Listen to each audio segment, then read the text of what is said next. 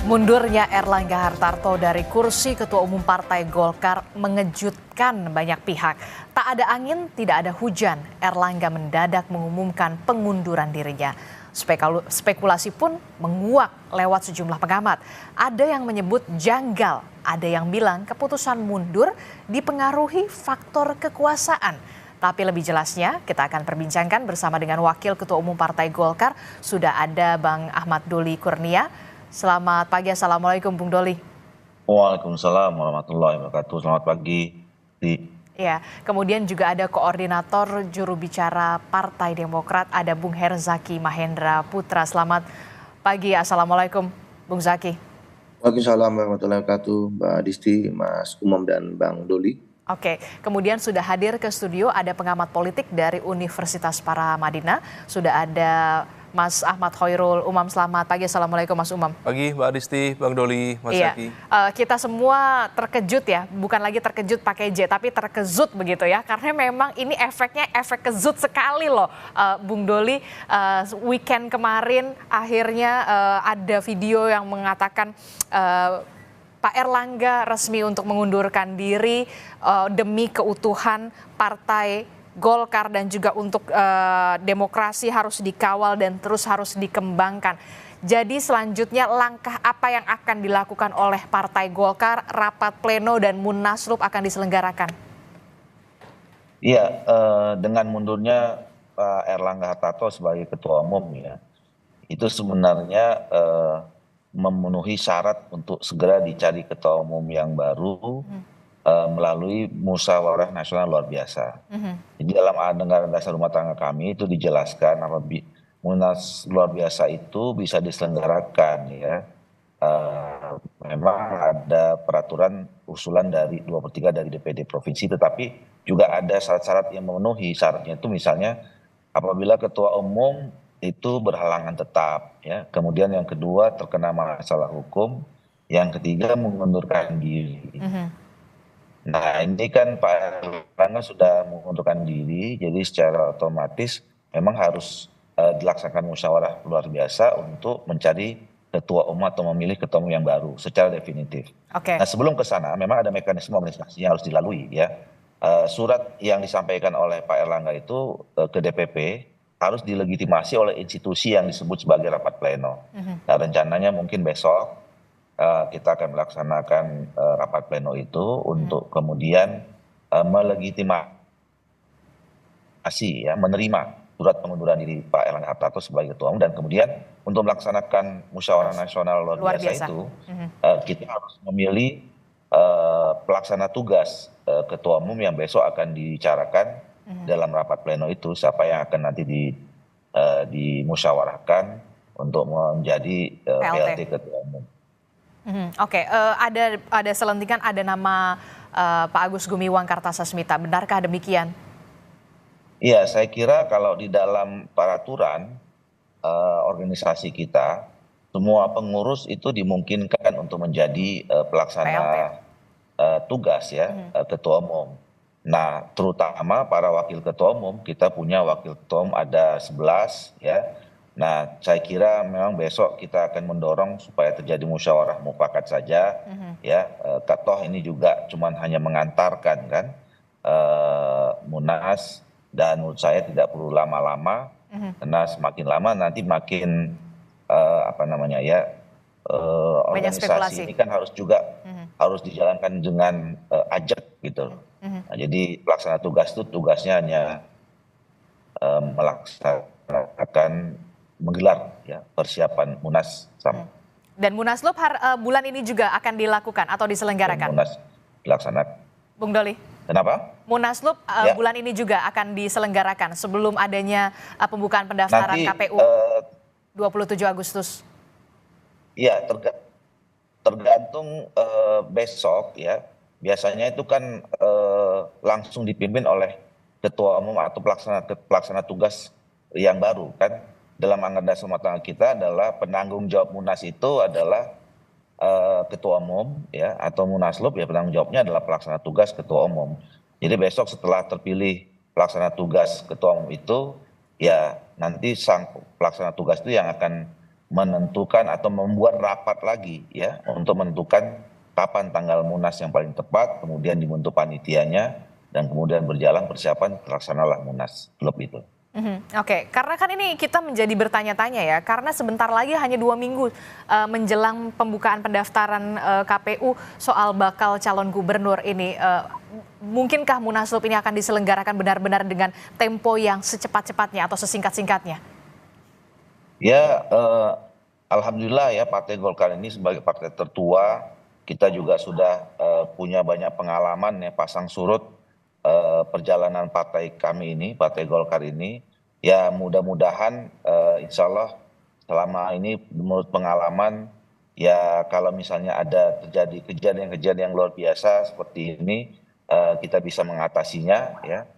Bayangkan saja 2014, 2019 kami waktu itu melaksanakan 3 kali Munas ya dalam satu periode, tapi alhamdulillah kita bisa survive, bisa kita jalan, melaksanakan roda organisasi dan menghadapi event-event politik. Oke. Ya, sehingga sampai hari ini alhamdulillah 2024 kita masih diberi kepercayaan oleh rakyat dan ya mengantarkan Pak Prabowo dan Pak Gibran jadi presiden wakil presiden terpilih, dan alhamdulillah Golkar juga mendapatkan suara tambahan signifikan secara nasional ya, 17 kursi.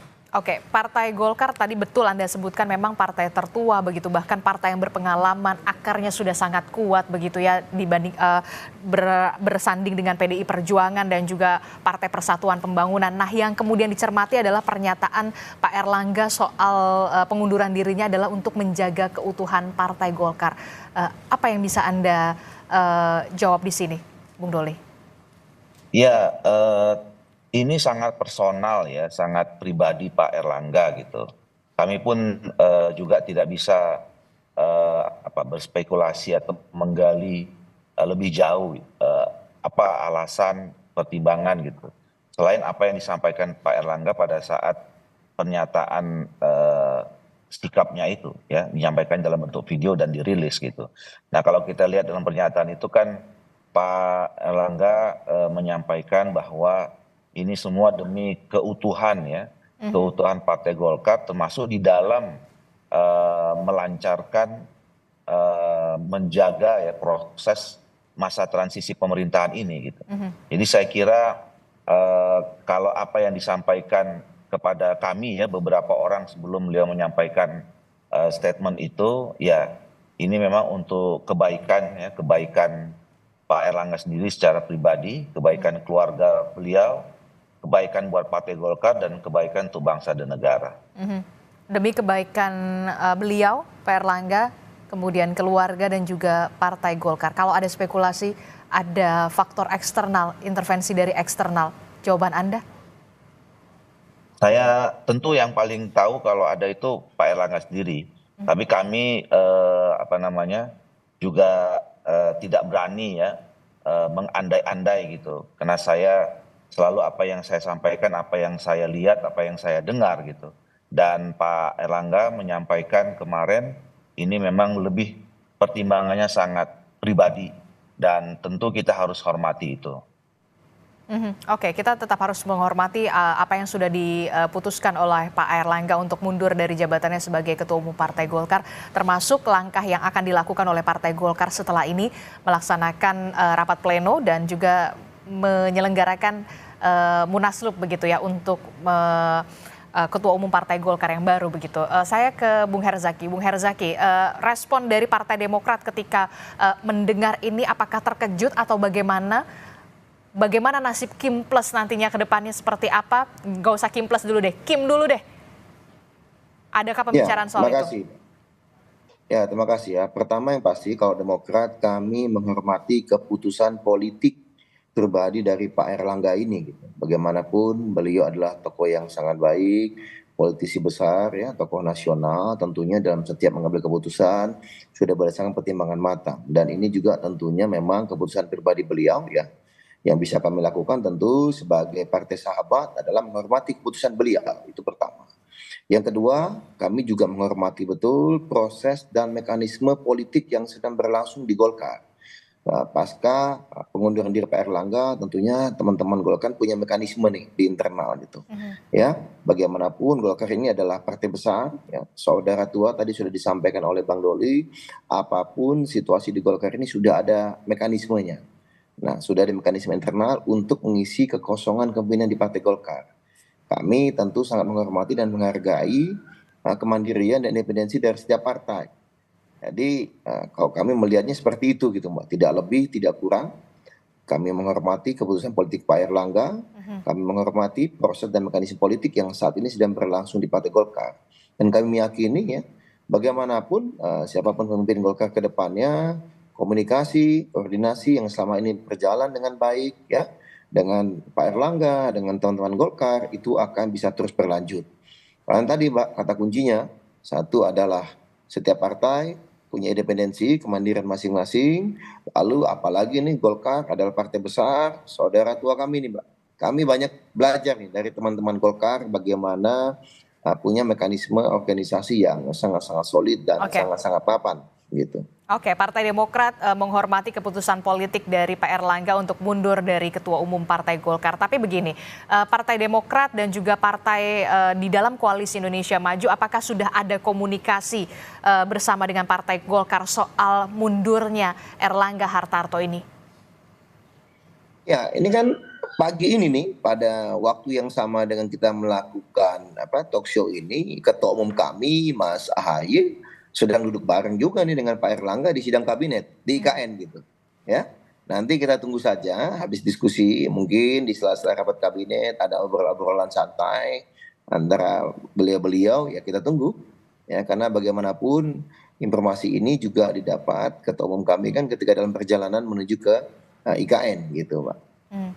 Oke, iya betul sekali. Memang karena memang ini rapat perdana ya, rapat paripurna perdana di IKN. Di sana juga ada Mas Ahaye, kemudian juga ada Pak Erlangga untuk pertama kalinya hanya menyandang sebagai Menko bidang perekonomian tanpa embel-embel Ketua Umum Partai Golkar. Apakah nanti juga akan ada pembicaraan atau pertemuan lanjutan untuk membahas soal mundurnya Erlangga ini, terutama untuk bagaimana kesulitan Kim ke depannya, apalagi ini menjelang pilkada juga, apakah nanti akan ada perubahan-perubahan dan dinamika-dinamikanya, Bung Herzaki?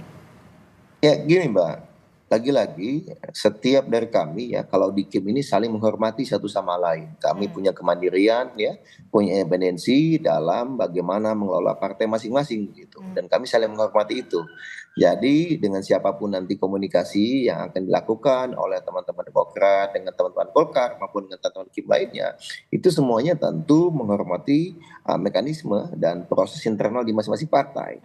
Sebelum ini komunikasi kami kan dengan Pak Erlangga ya, ketua umumnya, dan juga kayak Bang Doli ini dan teman-teman yang lain termasuk dengan Sekjen. Nah, nantinya kan tentu organisasi Golkar memutuskan siapa nih yang akan kemudian katakan tadi menjadi pelaksana tugas atau pelaksana harian atau apapun itu istilah internal teman-teman Golkar ya, siapapun itu tentu disitulah ketua umum kami dan juga elemen-elemen partai lainnya di Kim akan berkomunikasi dan berkoordinasi gitu Mbak. Gitu. Oke, termasuk juga tidak ada kekhawatiran soal ini masih solid nggak sih sebenarnya Kim ini?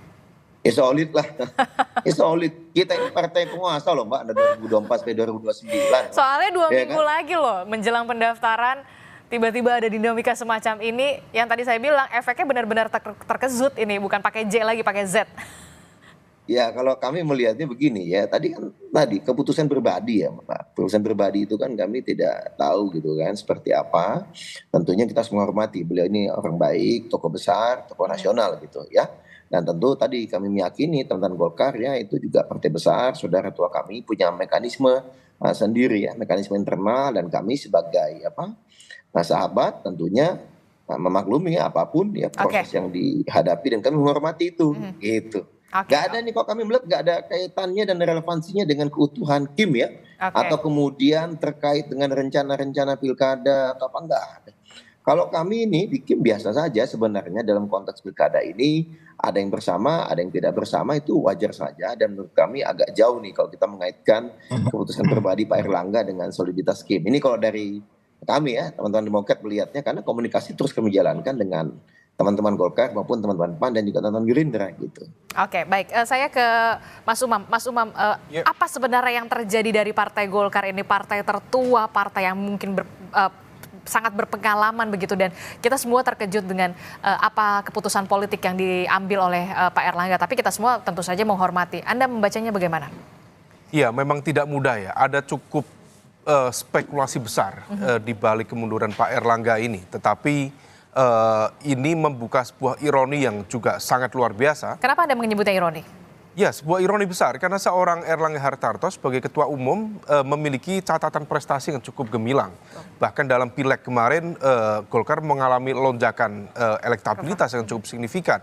Dari 12 menjadi 15%, kemudian mampu meningkatkan sekitar 17 kursi di Senayan. Kemudian itu setara dengan sekitar 18%. Di bawah kepemimpinan Erlangga. Di bawah kepemimpinan Erlangga. Artinya dari sisi capaian kekuatan politik, itu sebuah capaian gemilang. Di saat yang sama, Golkar juga memiliki kontribusi yang cukup besar, bahkan paling besar dalam konteks pemenangan Pilpres yang kemudian mengusung Prabowo Gibran di Pilpres yang lalu. Artinya dari sisi makropolitik sebenarnya cukup settle bagi seorang Erlangga. Maka kalau misal kemudian sekarang dia mengundurkan diri, maka patut diduga ada kekuatan besar yang mencoba untuk mengintervensi yang menjadi otoritas kekuasaan beliau sebagai ketua umum Partai Golkar. Siapa kekuatan besar itu? Ini yang kemudian menjadi sebuah misteri. Siapa, kepentingannya apa, agendanya apa, dan saya pikir tidak akan lama lagi kita bisa membaca peta itu. Tetapi secara umum, kita tahu bahwa Golkar adalah sebuah rumah besar. Ada cukup banyak faksi-faksi kekuatan di dalam Golkar. Tampaknya kalau misal kita sederhanakan, dari sekian banyak faksi-faksi kekuatan itu, ada satu kekuatan yang mencoba untuk mempertahankan political sovereignty, kedaulatan politik internal partai dalam mengambil keputusan, kebijakan, baik yang sifatnya teknis maupun strategis di dalam konteks kepartaian. Tetapi ada juga barangkali sejumlah kekuatan lain yang mencoba bersimbiosis dengan kekuatan eksternal lainnya yang mencoba untuk mempengaruhi, mengontrol atau mengendalikan keputusan-keputusan strategis dari internal Partai Golkar. Nah, ini yang kemudian berkontestasi satu sama lain, sehingga kemudian mundurnya Pak Erlangga tidak bisa kita maknai sebagai sebuah fenomena hasil kontemplasi personal yang kemudian tiba-tiba mundur. Tentu tidak, ini ada kontestasi yang luar biasa, tetapi karena kematangan Golkar, kontestasi itu tidak terlihat di depan publik. Tidak kemudian dalam skala konflik yang kemudian saling menyerang satu sama lain, tetapi friksi-friksi itu terjadi. Dan kemudian apa yang kemudian kemarin disampaikan oleh Pak Erlangga, ada pesan yang hari ini dijadikan sebagai headline dari koran Kompas, demokrasi harus dikawal. Ini bukan semata-mata statement lipstick, tetapi betul-betul kemudian memiliki makna yang cukup mendalam, di mana ada sepertinya, kalau misal saya maknakan, Pak Erlangga memberikan pesan bahwa ada sistem atau mekanisme atau nilai demokrasi yang tampaknya perlu dievaluasi dan juga tampaknya perlu dikontekstualisasikan lebih clear di dalam konteks kepartaian. Nah, apa yang kemudian harus dikawal, ini yang kemudian terkait dengan kedaulatan partai. Nah, oleh karena itu apa yang terjadi di Golkar saat ini, tentu ada sejumlah informasi spekulatif dan rasa-rasanya menjadi agak kurang tepat untuk disampaikan. Barangkali Mas Doli yang bisa menyampaikan. Tetapi kalau misal secara general, tampaknya kita bisa memaknai ada kekuatan besar, the invisible hand, yang mencoba untuk mempengaruhi, mengontrol dari kedaulatan partai internal Golkar, bahkan barangkali dengan cara-cara yang di luar mainstream, sehingga kemudian menghadirkan tekanan yang luar biasa bagi seorang Pak Erlangga Hartarto, memiliki legitimasi yang kuat, memiliki capaian dan prestasi yang kuat, tetapi kemudian harus mengundurkan diri dari posisi ketua umum yang sebenarnya sangat legitimate dan juga kredibel. Anda melihat ini baru permulaan awal dari kekuatan besar tanda kutip dan invisible hands yang mencoba untuk kedaulatan Partai Golkar. Apakah nanti akan ada dinamika yang lebih mendalam lagi dan juga efek kejut lagi yang nanti akan terjadi dalam Partai Golkar? Jangan dijawab dulu Mas Umam, kita akan jeda dulu, usai jeda kita akan kembali lagi di Sapa Indonesia Pagi. Kita masih membahas soal dibalik mundurnya sosok Erlangga Hartarto dari Ketua Umum Partai Golkar. Ada apa sebenarnya? Masih bersama saya di studio ada analis politik dari Universitas Paramadina, Mas Umam. Kemudian dari Partai Golkar ada Bung Doli. Kemudian dari Partai Demokrat ada Bung Herzaki. Melanjutkan pertanyaan saya tadi, Mas Umam. Spekulasi di sini ada dugaan kekuatan besar dan invisible hands. Apakah ini baru permulaan awal untuk efek kejut di awal? Iya, kalau misal kita cermati dinamikanya, memang ini tampaknya bertalian ya dengan dinamika yang ada di pilkada. Apalagi kalau misal kemudian kita cermati rencana Munas Partai Golkar itu sendiri akan dilakukan pada bulan Desember. Sekarang Agustus ke Desember itu waktu yang sangat dekat itu. Tetapi kemudian mengapa ada sense of urgency bagi seorang Pak Erlangga untuk mengundurkan diri per hari ini?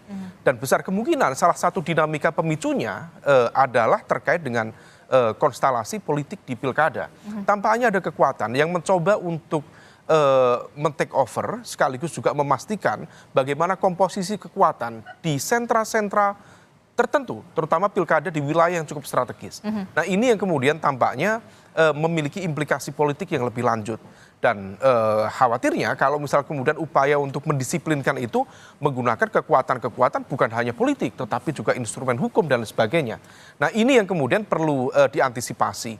Dan kalau misal kemudian itu sebagai fenomena permulaan, yang menjadi concern adalah kalau misal memang betul bahwa spekulasi adanya kekuatan besar yang mencoba untuk mengintervensi partai sebesar Golkar, maka kemudian pertanyaan selanjutnya terkait juga dengan pesan dari Pak Erlangga bahwa demokrasi harus dikawal. Pertanyaan selanjutnya, bagaimana kemudian nasib partai-partai yang lain?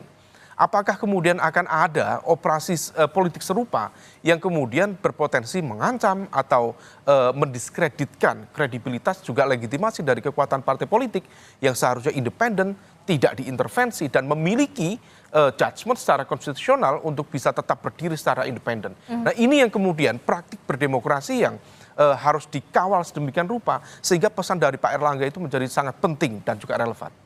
Bagaimana respon Anda, jawaban Anda Bung Doli soal spekulasi ada kekuatan besar invisible hands yang kemudian merasuk ke Partai Golkar, termasuk juga pesan yang begitu mendalam sekali yang disampaikan oleh seorang Erlangga Hartarto yang mengatakan bahwa demokrasi ini benar-benar harus dikawal.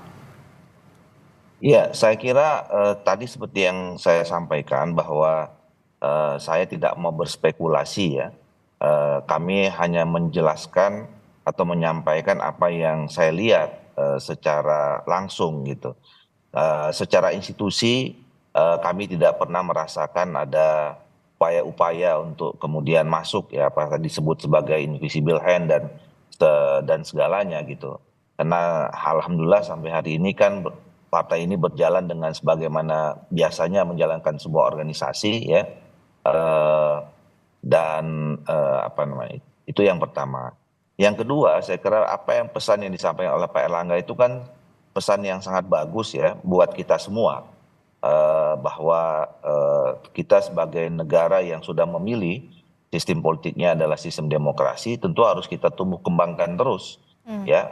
Jadi apa yang juga selama ini sudah dilakukan oleh Pak Erlangga terlibat dalam dunia perpolitikan sebagai pimpinan partai politik yang ada partai politik itu adalah bagian dari atau pilar dari demokrasi. Tentu harus pesan itu menjadi catatan penting buat kami ya di Partai Golkar dan saya kira juga itu menjadi catatan penting buat bangsa dan negara kita bahwa kita terus harus merawat, menjaga, menumbuh kembangkan demokrasi yang sudah menjadi pilihan dalam sistem politik kita.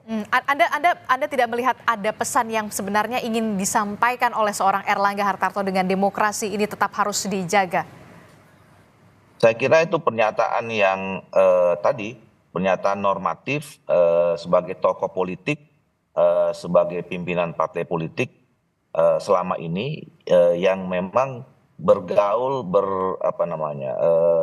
beraktivitas ya di lingkungan sistem demokrasi kita. Jadi Pak Erlangga saya kira juga sudah merasakan langsung ya bagaimana pentingnya demokrasi kita harus terus kita jaga supaya memang rakyat itu betul-betul punya kedaulatan dalam setiap keputusan-keputusan penting rakyat harus terlibat dan aspirasi rakyat itu yang harus kita perjuangkan. Oke, termasuk juga yang kemudian menjadi pertanyaan mungkin juga dari calon kepala daerah yang kemudian diusung oleh Partai Golkar. Ini bagaimana nasibnya dengan mundurnya seorang Erlangga Hartarto? Partai Golkar seperti apa bisa memberikan apa ya jaminan begitu ya, tidaknya Partai Golkar ini masih bersama mereka untuk pilkada ke depan? Ya, insya Allah tidak ada banyak perubahan ya. Seperti yang saya sudah sampaikan tadi malam pada saat press conference, saya menyampaikan juga kepada seluruh kader agar tetap terus bisa menjaga soliditas sampai ke tingkat paling bawah, dan terutama menghadapi pilkada, dan terutama kepada calon-calon kepala daerah, ya baik itu berasal dari kader Partai Golkar maupun juga kerjasama kita dengan kader-kader partai politik yang lain,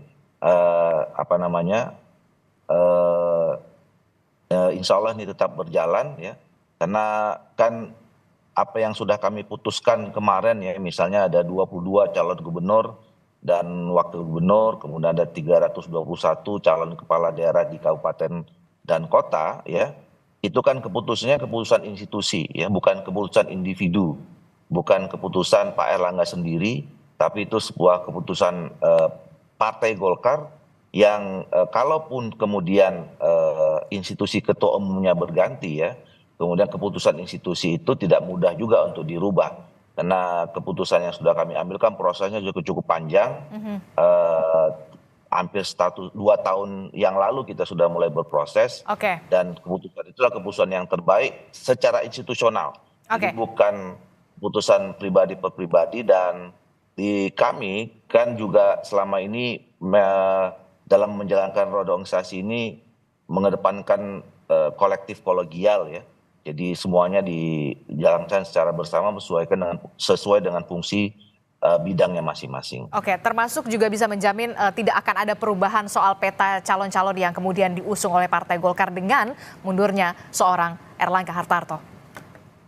Iya, tadi juga saya kira menyambung apa yang disampaikan oleh Bung Herzaki ya, bahwa hubungan kami selama ini antar partai politik di Koalisi Indonesia Maju kan hubungan yang institusional ya, jadi kami tentu tidak akan merubah, insya Allah siapapun nanti yang menjadi pelaksana tugas atau kemudian nanti yang terpilih menjadi ketua definitif ya, insya Allah akan meneruskan apa yang menjadi kebijakan selama ini yang sudah dilakukan oleh Pak Erlangga Hartarto, terutama ya bahwa kita kan memang menjadi bagian Koalisi Indonesia Maju yang mengantarkan Pak Prabowo dan Pak Gibran dalam 5 tahun masa pemerintahan yang akan datang. Saya kira sikap itu tidak akan berubah. Oke, Mas Umam, sedikit saja, apa dampaknya terhadap KIM, Koalisi Indonesia Maju dengan mundurnya seorang sosok Erlangga Hartarto dari Ketua Umum Partai Golkar? Termasuk juga tadi Anda mengatakan terbuka kemungkinan operasi-operasi politik semacam ini masih bisa juga berdampak kepada parpol lain ya?